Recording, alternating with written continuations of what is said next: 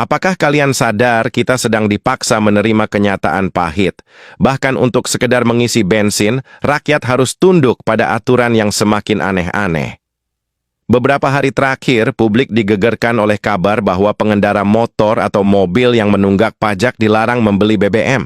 Pertanyaannya, sejak kapan bensin menjadi alat untuk menagih pajak? Dan apakah negeri ini sudah begitu kehabisan cara hingga urusan perut mesin rakyat pun dijadikan senjata untuk menekan? Di sini seolah-olah rakyat kecil yang menunggak pajak itu adalah sumber masalah terbesar negeri ini. Padahal kita tahu, yang menggerogoti uang negara justru bukan rakyat jelata, melainkan para pejabat yang rakus, perusahaan yang nakal, dan kebijakan yang blunder yang selalu menghambur-hamburkan uang. Kegaduhan di masyarakat belum reda, muncul lagi masalah baru. Di berbagai daerah, SPBU swasta seperti Shell, BP, dan Vivo mulai kehabisan stok BBM, antrian panjang, kosong, papan harga mati, dan karyawan yang mulai dirumahkan. Ada yang menangis sambil berkata, "Ini stok terakhir, Pak. Kalau habis, selesai sudah. Kami pun di layoff." Pernahkah kalian membayangkan di negeri yang katanya kaya akan minyak dan gas ini? Rakyat harus kebingungan mencari bensin seakan-akan hidup di negeri kekurangan, padahal di sini potensinya begitu melimpah. Lalu siapa yang harus kita salahkan? Rakyatkah, pengusahakah, SPBU-kah, atau para pejabat yang bermain-main dengan aturan? Jawabannya jelas, akar masalah ini ada di kebijakan Menteri ISDM, yaitu Bahlil Ladalia. Iya, Bahlil Ladalia. Nama lama dengan kebijakan lama dan kini menjelma lagi dengan kontroversi yang baru.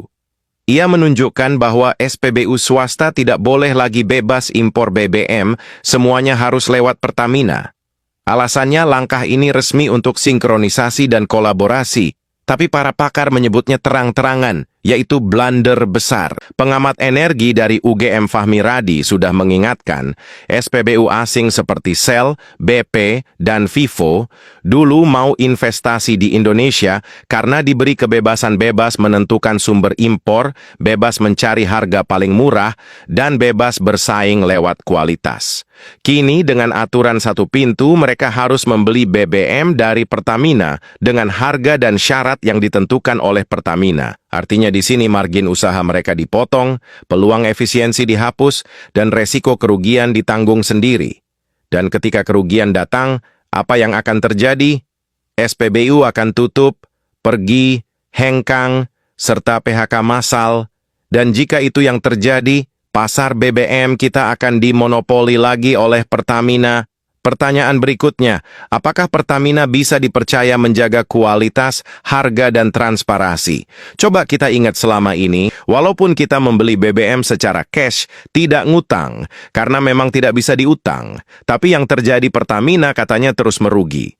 Dan publik tentu juga masih ingat sebuah kasus besar yaitu korupsi di tubuh Pertamina yang mencapai 1.000 triliun rupiah soal BBM oplosan Pertamax. Kasus yang membuat banyak orang kecewa, kehilangan kepercayaan, dan beralih ke pom-pom SPBU swasta. Karena jujur saja banyak pengendara menilai BBM swasta lebih berkualitas, tarikan mesin lebih enteng, lebih irit, lebih bersih, ada harga, tentu saja ada kualitas. Tapi sekarang saat SPBU swasta dipaksa kehabisan stok, rakyat tidak punya pilihan selain kembali ke Pertamina, ironis bukan. Bukannya mendapatkan sentimen positif, di sini pemerintah justru menimbulkan sentimen negatif. SPBU kosong, artinya pemasukan berhenti. Dan jika pemasukan berhenti, para pekerja di SPBU terancam kehilangan pekerjaan. Apakah ini yang disebut menjaga kedaulatan energi atau justru mengorbankan rakyat demi sebuah monopoli? Mari kita tarik mundur sebentar. Nama Bahlil Ladalia ini tidak asing di telinga rakyat jelata. Dulu ia sempat bikin heboh lewat kebijakan pembatasan LPG 3 kilo. Ingatkah kalian bagaimana antrian gas melon mengular di berbagai daerah? Bahkan ada rakyat jelata yang meregang nyawa karena berebut tabung LPG. Kebijakan yang katanya untuk efisiensi justru di sini menciptakan derita bagi rakyat. Dan kini pola yang sama berulang, apapun yang disentuh, ujungnya adalah kesulitan baru bagi rakyat. Dan tak salah jika publik mulai menyebutnya menteri titipan yang hanya sibuk menjalankan misi politik bukan misi rakyat. Lalu bagaimana dengan Presiden Prabowo? Lucunya, beliau seperti pura-pura tidak tahu, diam, seakan semua baik-baik saja. Dan seperti yang sudah-sudah, kalau tes ombak ini banyak penolakan dari publik, Prabowo pun lalu datang bak pahlawan.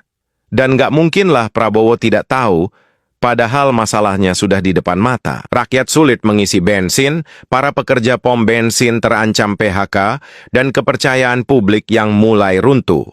Di sini, seorang pemimpin sejati seharusnya tidak bersembunyi di balik bayangan para pembantunya, karena ujung-ujungnya yang akan ditagih pertanggungjawaban adalah dirinya, bukan Bahlil. Bahlil adalah menteri yang semua kebijakannya atas persetujuan Prabowo.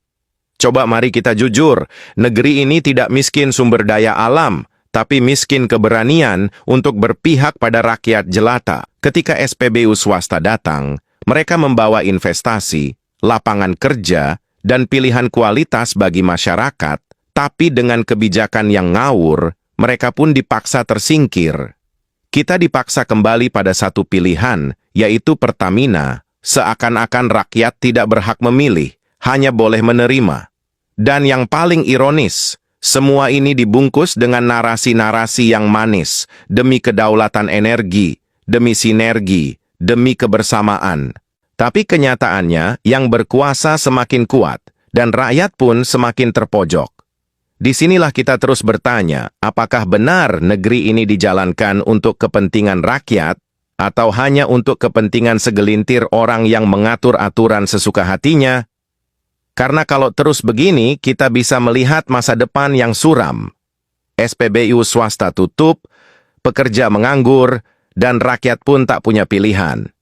Harga BBM akan naik tanpa kendali, dan kepercayaan pada pemerintah akan semakin runtuh. Semuanya berawal dari satu kata, yaitu kebijakan-kebijakan yang dibuat bukan dengan logika yang sehat, tapi dengan kepentingan yang sempit.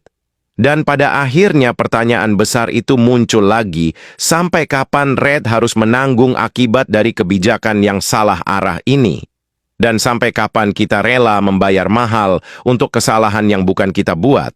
Mungkin sudah saatnya rakyat tidak lagi diam, karena kalau bensin saja sudah menjadi alat tekanan, jangan kaget kalau besok-besok udara yang kita hirup pun bisa diatur pajaknya. Bagaimana menurut kalian? Apakah ini sekedar blunder seorang menteri, ataukah ini wajah asli dari pemerintahan yang lebih mementingkan kuasa daripada rakyatnya? Tulis jawaban kalian di kolom komentar.